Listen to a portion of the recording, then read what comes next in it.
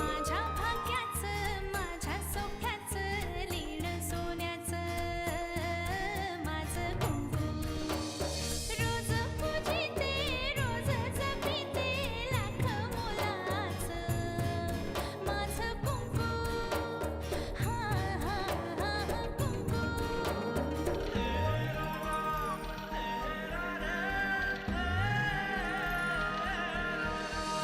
मन माझे घर झाले त्याचे मोर स्वप्नांचा दारी नाचे शब्द त्याचे अमृताचे स्पर्श त्याचे चांदण्याचे त्याच्या श्वासाचे त्याच्या डोळ्याचे गुज सांगते माझं कुंकू हा हा हा कुंकू हा हा हा कुंकू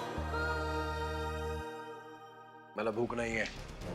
अरे आता तर म्हणत होतास ना पोटात कावळे ओरडतायत आणि सांगितलं ना मला भूक नाहीये. नुसता अधिकार मिळून मान मिळत नाही अहिल्या. तो मिळवण्यासाठी ना घरातल्या लोकांची मनं जिंकावी लागतात. डायरेक्ट नरसिंहरावावरच अटेम्प्ट केला तर पुन्हा एकदा. वहिनी साहेब तुम्हाला पण वाढू का? तुम्ही सुद्धा सकाळपासून काही खाल्लं नाहीये.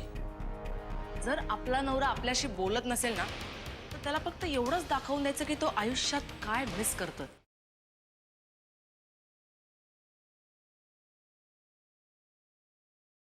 आत्याबाई मला तुझ्याशी एका महत्वाच्या विषयावर बोलायचं आहे. तुझ्या आयुष्यात जानकीशिवाय दुसरा कुठला महत्वाचा विषय आहे का? तेच त्याविषयीच बोलायचं मला. मी तिच्यावर चिडलोय का ती चिडले माझ्यावर? आता तुम्हा दोघांमध्ये काय झालंय हे मला कसं माहिती असणार? अगं मी बोलणं सुद्धा टाकलंय तिच्याशी. तीच चिडले माझ्यावरती. आता तिने विनवण्या करायला पाहिजे, सॉरी म्हटलं पाहिजे, ते राहिलं लांब. लहान मुलासारखं झालं रे तुझं. त्या लहान मुलाला 2 थपडा मारून गप्प तरी करता येतं. आता या घरात तुला कोण थपडा मारणार रे? आत्याबाई मी खरंच चिडलोय. तेच तर म्हणते ना मी. तू तिच्याशी बोलणं थांबवलंस. आता पुन्हा तूच तिच्याशी बोलायला जातोयस आणि तिने तुझ्या प्रश्नांची उत्तरं द्यावी अशी अपेक्षा करतोयस. कमाल आहे.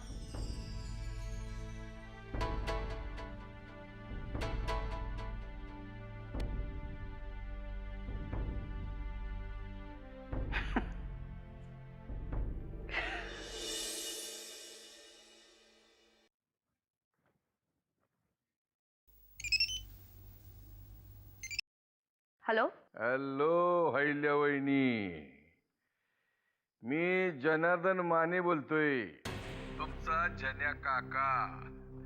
काय काय आणि काय नाही. मला फोन करायची तुमची हिंमत कशी झाली? अहो तुम्ही वयानं लहान, आम्ही वयाने मोठे. मोठ्या माणसांच्या हातून चूक झाली तर लहान माणसांची समजूत घालावी लागते बाबा. लाज नाही वाटत तुम्हाला? आमदारकीचं गाजर दाखवून स्वतःची लायकी दाखवली. तुमच्या त्या युगंधराबाईंना सांगून ठेवा माझ्या समोर नका येऊ, नाहीतर. नाही पण मॅडमचं ह्यावेळी चुकलंच. पण एक विसरू नका, यामध्ये तुमच्या जानकीबाईंचा हात आहे बरं का. मला तुमची फालतू बडबड ऐकायची नाही. आणि हो, यापुढे तुम्ही मला फोनही करत जाऊ नका, कारण आता आपला काहीही संबंध उरलेला नाही. अहो अहिल्या वहिनी, काय आमचं तुमचं करत बसलंय.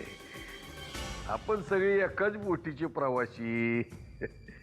नाही झाल्या प्रकाराचा आम्हाला बी त्रास झालाय, तुमच्या गळे शपथ सांगतोय. त्या दिवसापासून आम्ही अबोला धरला युगंधराबाईंशी. एक शब्द देखील बोललो नाही त्यांच्याशी, माहितीये का. तुम्ही जर का माझं ऐकाल ना तर तुमच्या त्या युगंधराबाईंचा मेंदू तपासून घ्या, कारण तोंडावर हसू ठेवून मनात विष घेऊन फिरतात त्या. त्यांना म्हणावं राजकारणात यायची सुद्धा त्यांची लायकी नाही. ओ बाई, काय एवढं तुम्ही बोलताय. मी तुम्हाला एवढं समजावून सांगतोय, तुमच्या दुःखावर तुमच्या जखमीवर मलम लावतोय आणि तुम्ही आपली आगच ओकताय. ओकणार, यापेक्षा 10 पट आग ओकणार. आणि त्यांच्या समोर तर जास्तच. जाऊ द्या ना मॅडम. अहो ती दिल्लीतली माणसं बी युगंधराबाईंवर लई चिडली तू. हे बघा मॅडम, आपण आलेली संधी घालवली. एक काम करा, झालं गेलं विसरून जा आणि नव्या संधीची वाट बघा. एक ना एक दिवस तुमचं काम होणार. आपला शब्द आहे तुम्हाला.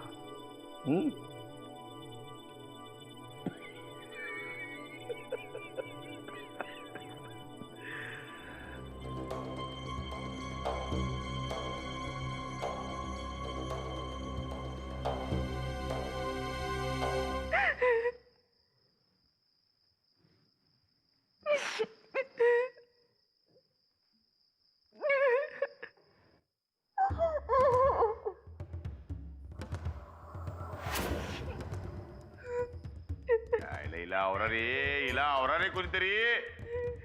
ये रडू नका, कोण नाही मारत तुला.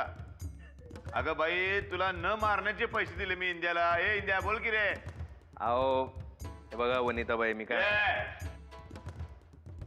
काय बोलला? वनिताबाई नाही बोलायचं, लगीन करणार आहे मी तिच्याशी. ताई म्हणायचं. अहो मी ताई म्हणून त्या जर रडायचं थांबणार असतील ना, तर मी त्यांना आई म्हणायला तयार आहे. पाहिलं का पोरग किती समजूतदार आहे. मग उगीच आपला संशय घेते तू. तुला रडायचं असेल ना तर वाकण्यावर रड. यानं तुझ्या विरुद्ध सुपारी दिली. माझा कोणावरही विश्वास नाहीये. अगं बाई, तुझ्या संकट लगीन करणार की नाही मी, मग तुला कसा भोसकीन मी. मग परशुशेठ, यांना मरू न द्यायची जबाबदारी आपली. हा, पण यांचं रडणं आधी थांबवा. थांबल्या का रडायचं? थांबलं. हे बघा, आता काल आपण जो काही प्लॅन केला होता ना, त्याच्याविषयी काही बोलूया का? त्याचाच विचार चाललाय रे बाबा. लई मोठं प्लॅनिंग करावं लागणार. प्लॅनिंग? कसलं प्लॅनिंग करणार आहात तुम्ही? अगं बाई, तुला मारायचं प्लॅनिंग नाही ग बाई. दुसऱ्या काय गोष्टी असतात की नाही. आणि माझ्याबरोबर लगीन करणार म्हणजे माझ्या मनातल्या सगळ्या गोष्टी तुला सांगायला पाहिजे असं काय नाही आहे. सांगणारच नाही मी. परशुशेठ, आपण पुढची तयारी करायला लागायचं. तयारी तर करावी लागणारच, पण त्याआधी मला सुमित्राला काहीतरी सांगायचंय.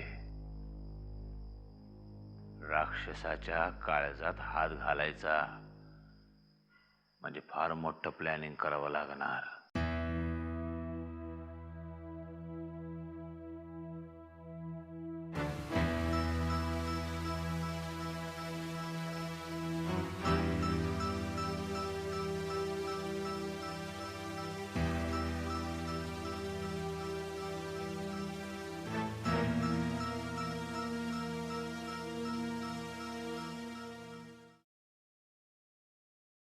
आत्याजी, हा, एक प्रश्न विचारायचा होता तुला.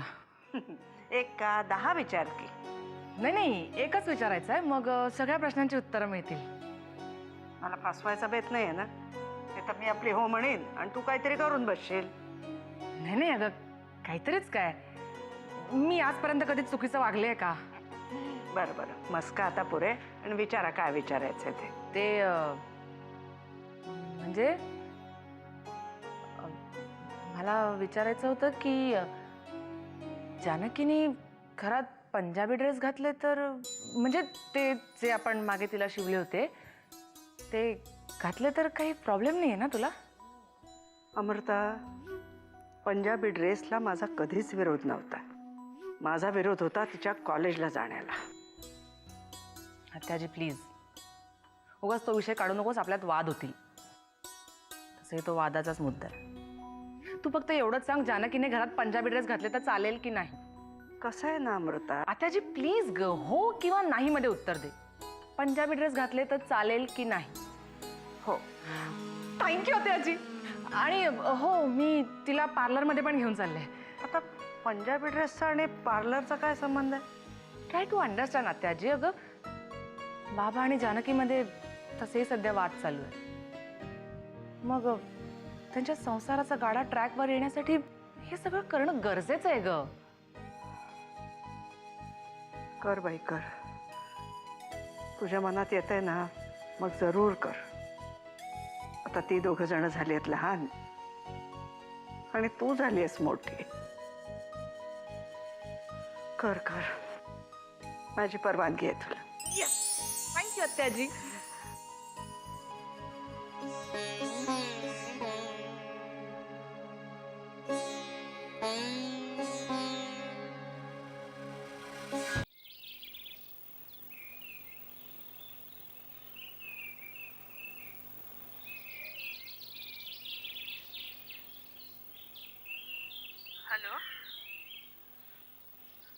मी तुम्हाला कंटाळून ते घर सोडलंय हे तुम्हाला माहित असतानाही सारखा सारखा का त्रास देताय मला? बिट्टू कसा आहेस तू? अरे किती दिवसानंतर फोन केलायस? एक मिनिट. तुझ्या तब्येतीची चौकशी करायला फोन केलेला नाहीये मी तुला जाब विचारायला फोन केलाय. जाब? कसला जाब? मी याआधीही तुला आणि त्या जनाला सांगितलं होतं माझ्या कॉलेजची किंवा हॉस्टेलची फी भरायची नाही, नाहीतर मी माझं शिक्षणही सोडीन, जसं मी तुम्हाला सोडलं. हे बघ बिट्टू, तुझी फी न भरल्याचं मला कळलं होतं आणि मी जनाशी तसं बोलली होते. बरोबर आहे, जनाशीच बोलणार तू. नाही दुसरं असतं कोण ना तुझ्या अवतीभोवती, तोच असणार. हे बघ, त्यांनी फी भरली असेल असं मला वाटत नाही, कारण तसं असतं तर तो माझ्याशी बोलला असता. हे बघ, तुम्ही दोघं एकमेकांशी काय बोलताय याच्याशी मला काही घेणं देणं नाहीये. मी फक्त तुम्हाला एवढंच सांगतो की मी जर तुमच्याकडून कुठलीही मदत घेतली तर मी माझ्या बापाच्या खुनांकडून मदत घेतोय असं वाटतं मला. बिट्टू, तू मला कितीही नाकारलंस ना तरी मी तुला माझ्यापासून लांब जाऊ देणार नाही. माझ्यापासून लांब जाण्याचा निर्णय तुझा होता, पण माझ्यापासून तुला लांब न जाऊ देण्याचा निर्णय माझा आहे.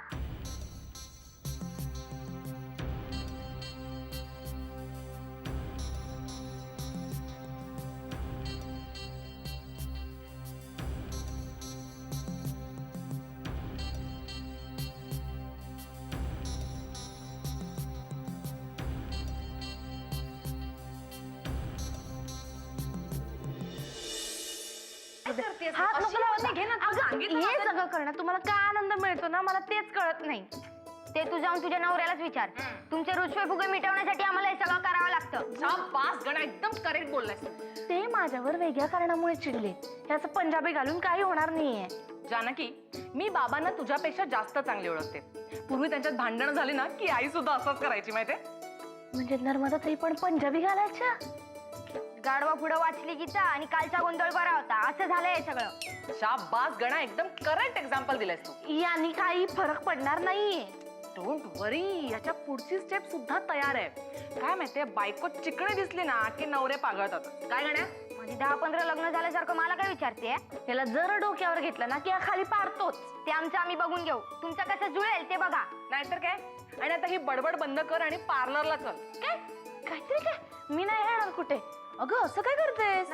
तू जिला गॉडफादर मानतेस ना त्या आत्या आजीने सुद्धा परमिशन दिली आता. नाही ते नाही जमायचं मला. उगीच काय तर नको. अमृताताई, तू हिची परवानगी कशाला घेते? थांब.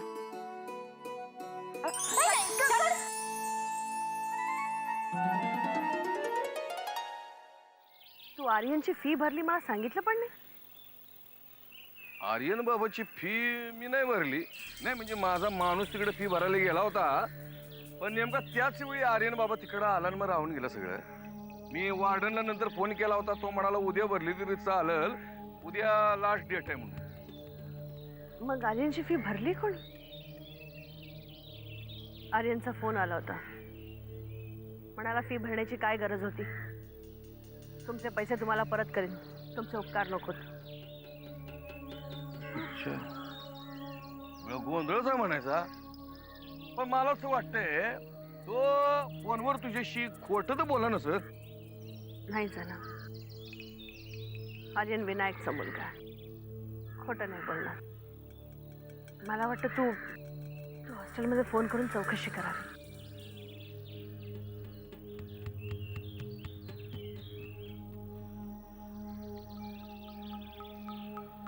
हॅलो, वार्डन साहेब आहेत का? नाही, आम्हाला ते आर्यन सरतपीची फी भरायची होती, तर कधी येऊ विचारत होतो. काय भरली फी? कोणी भरली? काय म्हणला? वर्गी होती? कोण कोण कोण मुलगी होती ती? अबे त्या पोरीचं काय नाव बिव असेल का नाही?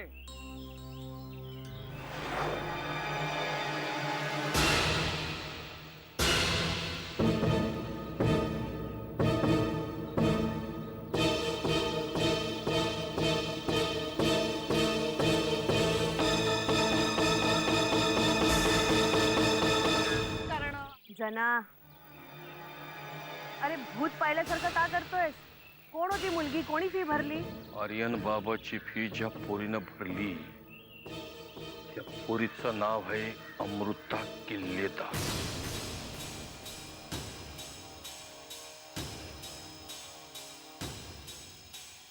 अमृता म्हणजे नरसिंहाची मुलगी? खरं सांगतेस का काय? खात्री आहे तुझी? एकाच नावाच्या दोन मुली असतील तर माहिती नाही, पण ही तीच मुलगी असेल तर माझ्या अंगा खांद्यावर खेळली. काकू काकू म्हणत माझ्या अवतीभोवती नाचायची. आर्यन बाबा प्रेमात पडला का काय? आर्यनचं माहिती नाही, पण तिला जर माहिती असेल की आर्यन कोणाचा मुलगा आहे तर तिला कळणार तरी कसं? आर्यन बाबा थोडंच आपलं नाव लावतो. हो, पण आर्यनला तर माहिती असेल ना ही कोणाची मुलगी. जे तुझ्यावरच्या रागापोटी तो त्यांच्याशी नाही जरा. आर्यनचं त्याच्या वडिलांवर तितकंच प्रेम होतं आणि त्यालाही पूर्ण जाणीव आहे ते कसे गेले. विनायकच्या जाण्याचं समत खापर आपल्या माती फोडतोय. चला तू लवकरात लवकर या मुलीची माहिती काढ, नाहीतर आपण इकडे त्याच्या बायको आणि भावजाईला गळ टाकायचं आणि त्याच्या गळ्याला आर्यन लागायचा.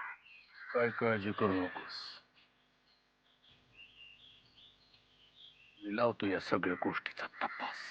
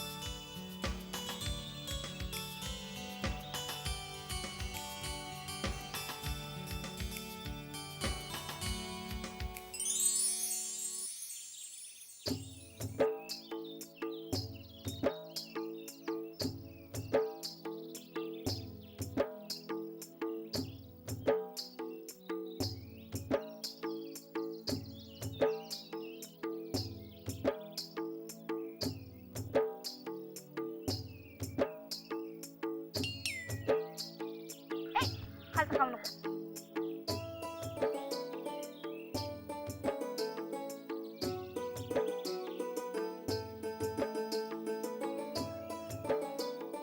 असं होतंय ना तुम्हाला? बरोबर आहे. माझं असं माकड केल्यावर काय होणार? कोण दात काढू नको, आताच सांगते. काढणार, कारण मला माहितीच नव्हतं ती एवढी चिकनी दिसते. अगं अमृता कसं बोलतो?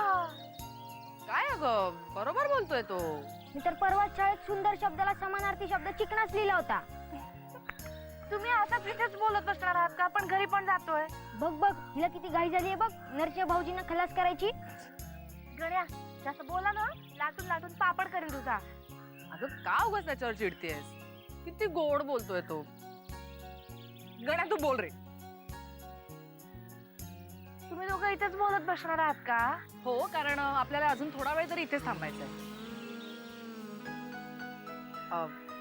आर्यनचा फोन आला होता, मी त्याला इथेच बोलवलंय. म्हणजे मी त्याच्या समोर अशी जाऊ? मग काय बुरखा घालून जाणार होतीस? तसं काहीतरी महत्वाचं काम आहे. तो येतच असेल आता. आई शपथ, हा आर्यन म्हणजे तोच ना ज्याचा फोटो तुझ्या पुस्तकात होता? गण्या, काहीतरी बोलू नकोस. का आता का? मग आजपर्यंत किती गोड बोलत होता ना तो. बोल रे तू, बोल बोल. जानकी, हे बघ, त्याला काही माहित नाहीये. कसं काय माहित नाही? मला सगळं माहितीये. तू त्याच्या प्रेमात पडली आणि तू अजून पडायचं बाकी आहे. गण्या, गप्प बस. का गप्प का बस? तू बोल रे, बिनधास्त बोल. बोलणारच नाही. हा, बरं बोला, मला काही ऐकायचंच नाहीये. हा, कसं नाही ऐकायचं? कसं ऐकायचं नाही, हा? अगं, मला चिडवत होती तेव्हा का? अरे वा, क्या बात आहे. आजी सोनियाचा दिनू, वर्षे अमृताचा गणू. आज काय बरं वाटतंय माहितीये मला. नवीन नवीन संसार सुरू झाल्यासारखं वाटतंय. म्हणजे बघ ना, मी असं ऑफिसमधनं दमून येतोय, तू अशी माझी वाट पाहत उभी आहेस, मग तू माझ्या हातातनं बॅग घेतेस आणि मला गरम गरम चहा प्रेमाने देतेस. शी, काय मिडल क्लास स्वप्न आहे हे. आणि तुम्हाला चहा हवा असेल ना तर पांडूला सांगा, तो देईल तुम्हाला अत्यंत प्रेमाने चहा करून. झालं त्याला स्वप्नभंग. हा, हरकत नाही.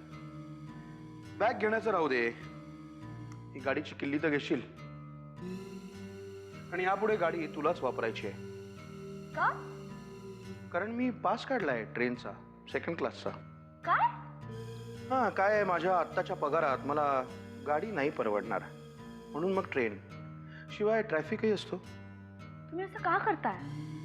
हे सगळं करण्याची काय गरज आहे? गरज आहे अहिल्या, गरज आहे. नुसतंच मोठ्या घरात जन्माला येऊन कोणी मोठं होत नाही.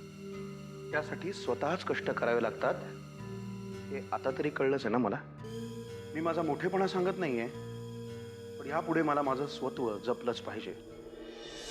काय समजवतोस वामन? भाऊजी, आता समजावण्याची गरज ह्यांना आहे. बघा ना, त्यांना ही नोकरी करण्याची काय गरज आहे? प्रश्न गरजेचा नाही आहे अहिल्या, त्याच्या स्वाभिमानाचा आहे. आणि मला बरंच वाटलंय. तुलाही तुझ्या आवडीचं एखादं काम करायचं असेल तर तू करू शकतेस, माझी काहीच हरकत नाही आहे. आणि म्हणूनच तुला मी विधान परिषदेवरची एक सीट ऑफर केली होती.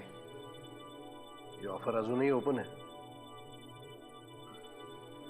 थँक्स, पण मला राजकारणात आता रस उरला नाहीये. कारण राजकारणात फक्त विश्वासघात करणारीच माणसं असतात, हे मला कळून चुकलंय. गैरसमज आहे तुझा हा अहिल्या. तू चुकीच्या माणसांवर विश्वास टाकलास म्हणून तुझा विश्वासघात झाला.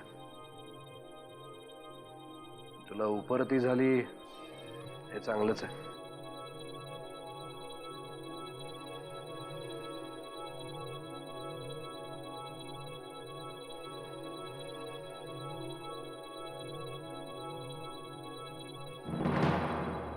चहा पांडूच देईल नाही का प्रेमाने?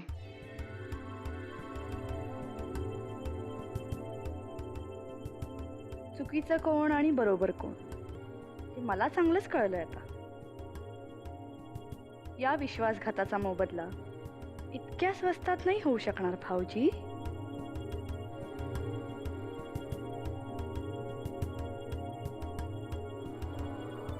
हे अमृताताई, काय आहे? कधी येणार आहे? येईल रे.